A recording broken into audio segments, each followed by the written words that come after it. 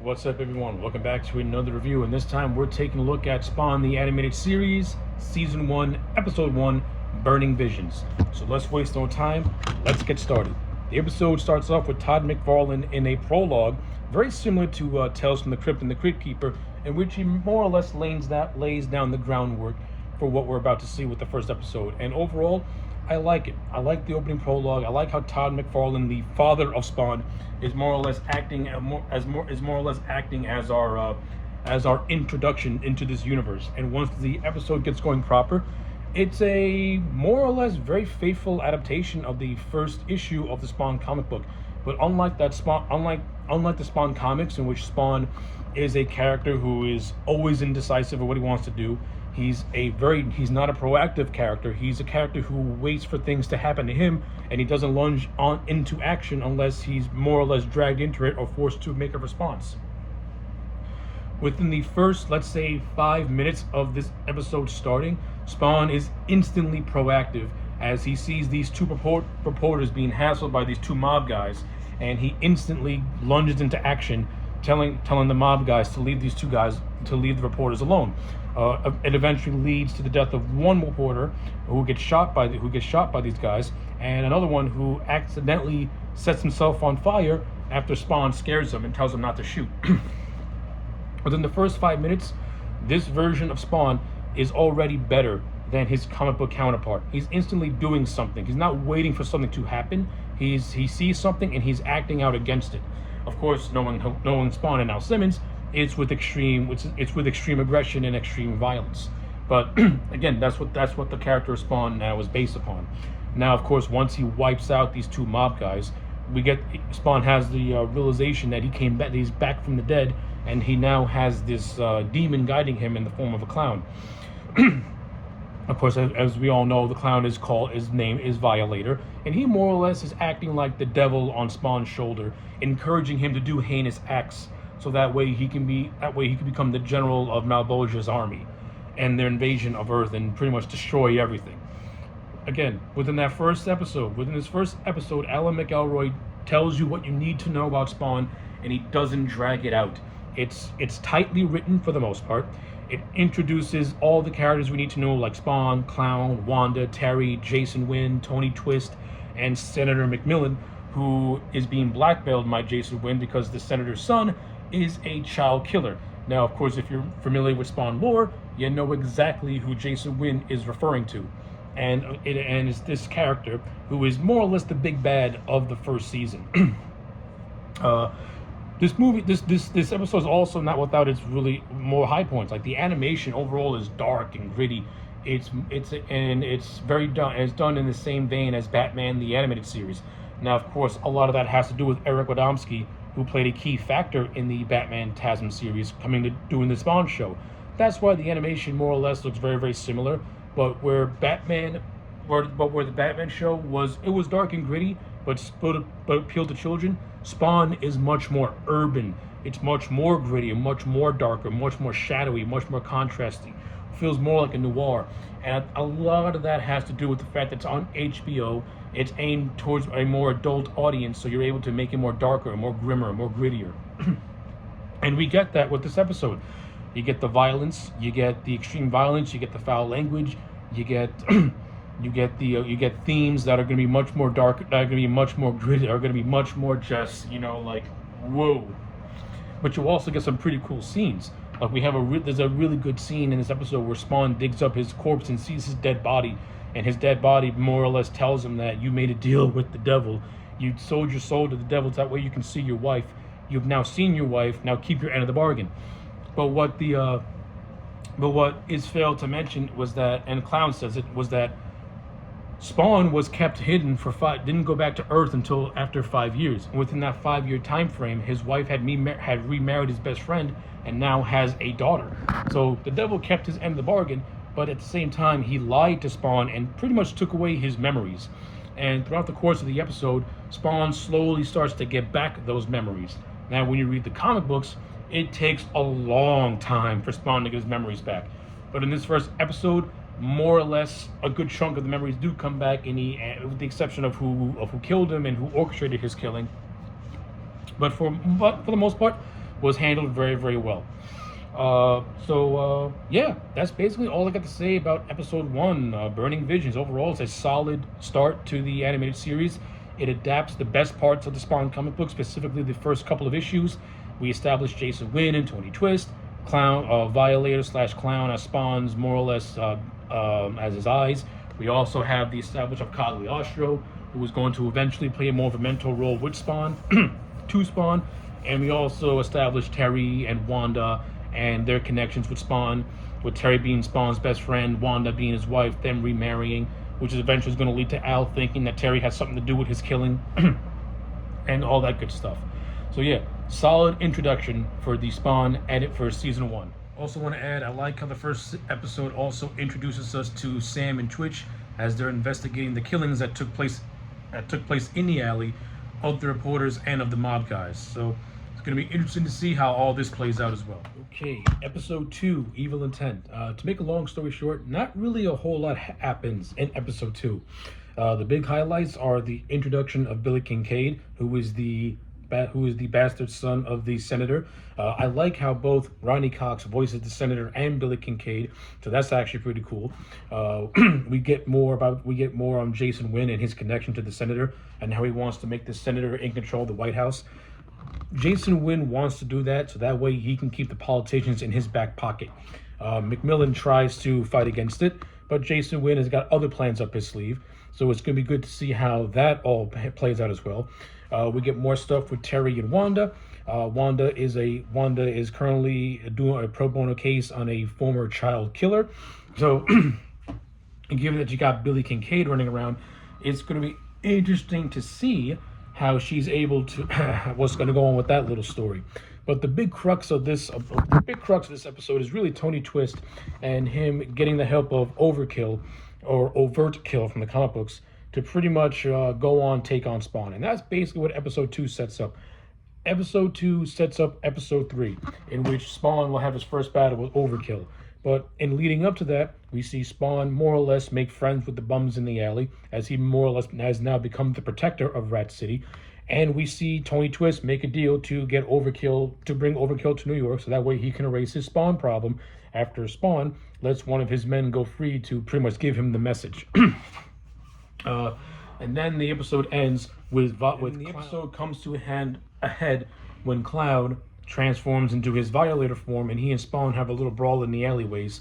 And during this fight, Violator is able to communicate through Spawn with telepathy, as only children of hell are allowed to do stuff like that. And he pretty much tells him that he's tasked to pretty much shepherd him into being the hell Spawn that he needs to be in order to lead Malbosia's army. That's pretty much the overall crux of that fight and what Clown's relationship is with Hell and to Spawn. Done fairly well. Yeah, and we also get Sam and Twitch who are still doing their investigation of the alley murders. So that was good as well. So yeah, basically episode 2 is a good follow-up to episode 1. It doesn't do a whole much, but it does just enough to get to what really matters, and that is episode 3. Okay, episode 3, No Rest, No Peace. Brief highlights: Spawn and Overkill have their fight in the alley, which is very entertaining for what it was. Spawn eventually defeats Overkill, but since Spawn is draining his powers, he has to think of a plan B. So he breaks into an armory and steals some guns. So now Spawn has the hardware to offset him from using his powers and draining them out so quickly. While Overkill is getting a little bit of a maintenance job done, Spawn finds him, kills him, and pretty much sends his destroyed, mangled corpse to Tony Twist, in which he more or less forces Tony Twist to now work for him, much to Tony Twist's shock and horror. On the other highlights include Wanda, who is trying to prove that a convicted child killer named Kyle Watson is actually being framed for Billy Kincaid's works, which at the end of the episode, Kyle is eventually freed from prison, as she pretty much is making the case that there's been evidence planted framing him for Kincaid's work. So, Wanda had her own Wanda's little thing. Of course, that's going to attract attention from the people that really matter, like Jason Wynn and Senator McMillan. So it's gonna be interesting to see how that plays out. We also get the introduction of Chapel, who, if you're familiar with Spawn comics, in the Spawn's initial origin, it was actually Chapel under the orders of Jason Wynn who killed Al, thus sending him to hell and him being reborn as Spawn. We get that in this episode. And our first introduction to Chapel is just him in a strip club, drinking booze, slicing fingers off, and then getting his Mac on. While he's getting his Mac on, he has some PTSD to what he did to Al. And the show more or less hints that Chapel has more or less hinting the fact that Chapel has regret for the actions that he's committed and for the things that he's done. So it's going to be interesting to see how that psychologically affects him in the future as the series and the show progresses. In terms of like the major highlights, that's pretty much all this episode had. Is more or less the Spawn and Overkill show, and the introduction of Chapel and setting him up to be Spawn's big bad, to be an eventual Spawn opponent, and it's also furthering the storyline with Billy Kincaid as well. So yeah, that's pretty much all for episode 3. So during a scene between Sam and Twitch, they're still doing the investigation of the 2 photographers that were killed in episode 1, and now they got to deal with the photographer that killed himself in the park, and they're piecing together that these photographers have got heavy political, or pretty much doing some spying on some very prominent political figures, and Sam and Twitch are now inching very closer into making a discovery to Billy King. Okie dokie. Episode 4, Dominoes, deals with the fallout of the previous episode. So let's go over the big highlights. The big highlights is this: Tony Twist is now in trouble from the Roman mob for what happened to Overkill since they loaned their cyborg assassin to Tony Twist, and Spawn did a great job at turning Overkill into a scrap heap. Now Tony's got himself in trouble. And now he's got Jason Wynn on his ass, wanting to find out who took his guns. So that's going to be very interesting to see how that follows up. Wanda, with the help of her friend Max, is uncovering evidence as to who framed the Kyle Watson for the recent child murders, and she's inching very, very closely into discovering the connection between Billy Kincaid and Scott McMillan, and Senator McMillan. That's starting to intensify. Spawn continues to have, his visions of Wanda, him in hell. There's a scene where he's pretty much watching Wanda in a park, and a photographer is pretty much spying on her, to which Spawn threatens him. This leads to the photographer to blow out his brains and commit suicide. During a scene between Sam and Twitch, Terry also has his own storyline that's starting to pick up some steam, as he's doing an investigation as to what's going on with the CIA and some misfilings that have been happening. So he's starting to piece together a conspiracy that's happening within the department. So it's going to be cool to see where that leads to. I think that's just about really all the big important stuff that happens in this episode. It's a come down from episode 3, but it's also getting the pieces in place for the big finale that's soon to come. Also want to add that this episode also has the introduction of Angela, who is a famed hunter of hell spawns from heaven. She has a scene where she takes on a couple of street punks, and then she has a little bit of a powwow with the upper echelon of heaven. Basically, she wants a piece of the hellspawn that they neglected to tell her was now roaming the streets. So it'll be interesting to see what direction they go in with Angela and Spawn when the time comes. Episode 5, Souls in a Balance, the penultimate episode before the finale. Well, in this episode, Spawn comes across a crazed preacher who has kidnapped a little boy and is threatening to kill him through the use of grenades, and Spawn doesn't really do much to help this kid, which pretty much puts his morals into question. And Spawn's reasoning for not helping is because the kids didn't ask for help, which leads to Cagliostro to pretty much tell Spawn, "What are you doing? Get off your ass and stop brooding. Don't wait for someone to say something. Just do it on your own." Which eventually gets paid off at the end of the episode, and when Spawn does save the little kid, and it's also revealed that the preacher was Clown in disguise all along, in another way to test Spawn, and as another way of hell testing Spawn. So I think the stuff with the preacher and clown masquerading as a preacher was okay. It's not the most interesting part of this episode, to be honest with you. It's kind of just there to me. The interesting stuff is what happens surrounding it, in which Senator McMillan, who is become under fire because of Wanda's contact named Max, calls Jason Wynn and pretty much tells him to take care of this problem, in which Jason Wynn eventually does when Max is discovered dead. This, of course, leads to Wanda having to recover this news, but while that's happening, Cyan gets kidnapped, and it's revealed that the clown has encouraged Billy Kincaid to kidnap Cyan. So some interesting stuff. If I do have anything interesting to say about the whole preacher thing, it is a good red herring, and it gets Sam and Twitch back, and it gets Sam and Twitch something to do, as they think the preacher might be the one who is doing all these killings, with all these child killings, since he does have a kidnapped boy, and this ultimately does lead to the ending where Sam and Twitch confront the preacher. So at least it gives them something to do, and it does create that red herring, and it does create a red herring, but it's not a red herring that makes Sam and Twitch thought appear to be dumb. Like, the evidence is there to support the fact that maybe the preacher is really doing the killing. So at least that gives it some sort of intrigue to me.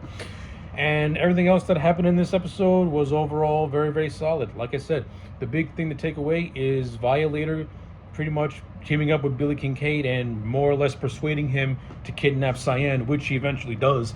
And it ends with a creepy scene where Billy Kincaid tells Cyan, "Do you like Tutti Frutti?" Again, Ronnie Cox is voicing Billy Kincaid, and Ronnie Cox is creepy as the voice of Billy Kincaid. Like, he is really, really creepy. It's really unsettling. But yeah, overall, I think episode 5 does a really good job at setting up the season finale. I just want to make a little add that when Wanda was being told of Max's death, Cyan was kidnapped by Tony Twist under the orders of Jason Wynn. And while Cyan is in this little abandoned house in the wilderness, that was where Billy Kincaid, under the guidance of Violator, was able to find Cyan in order to kidnap her himself. All right, episode 6, Endgames, the season finale.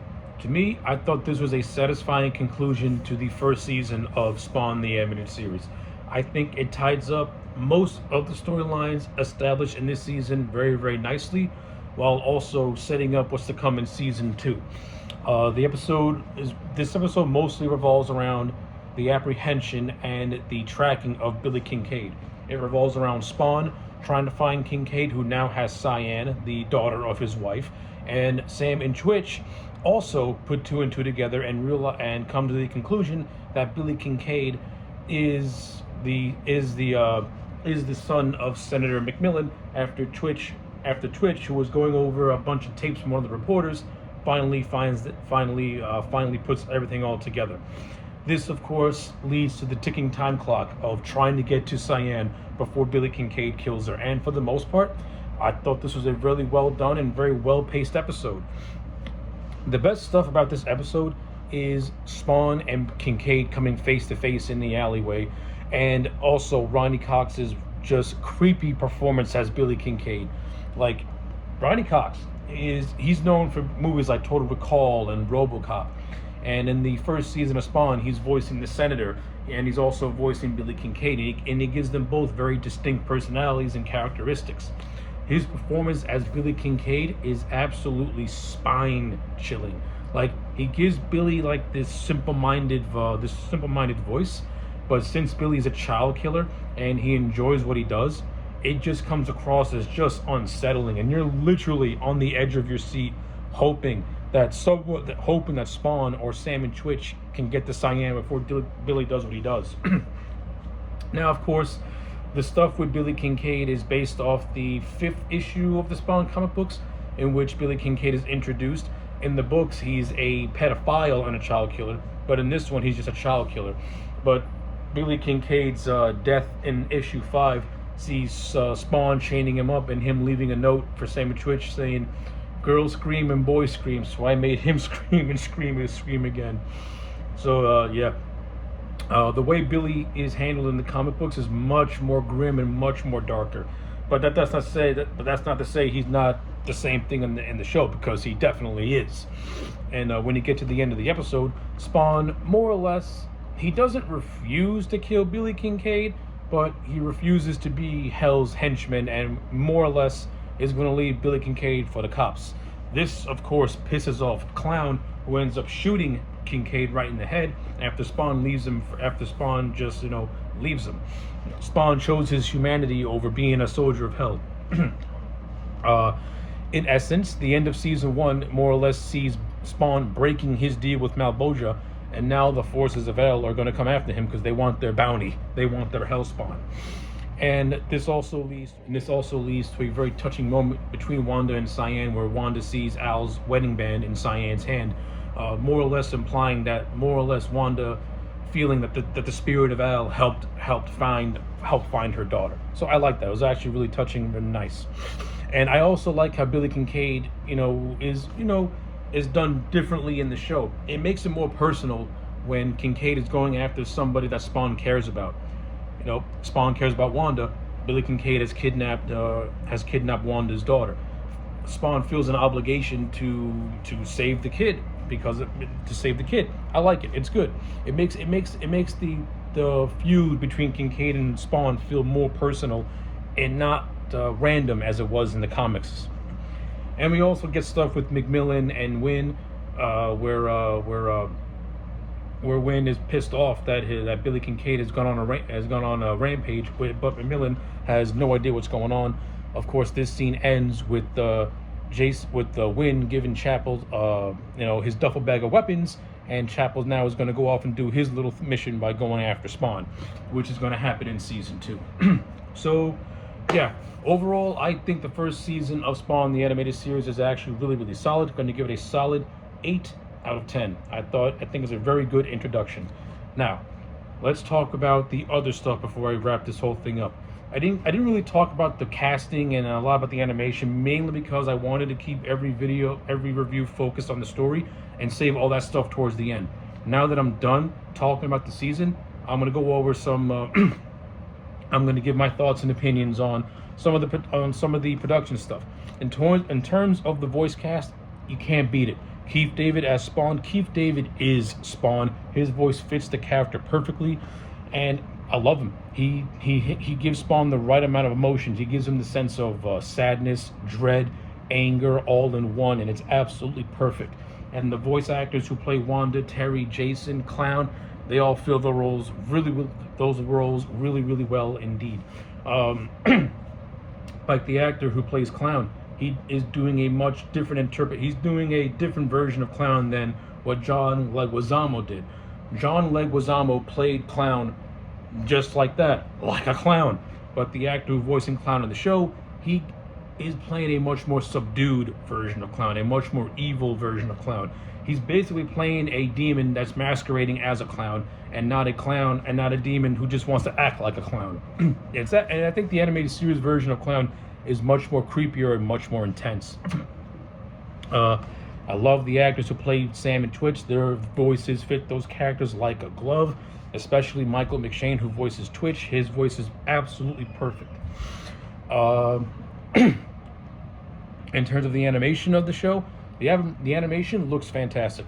Again, you have Eric Radomski, who is from the Batman the Animated Series, so a lot of his influence is all over this show, and you can clearly see it.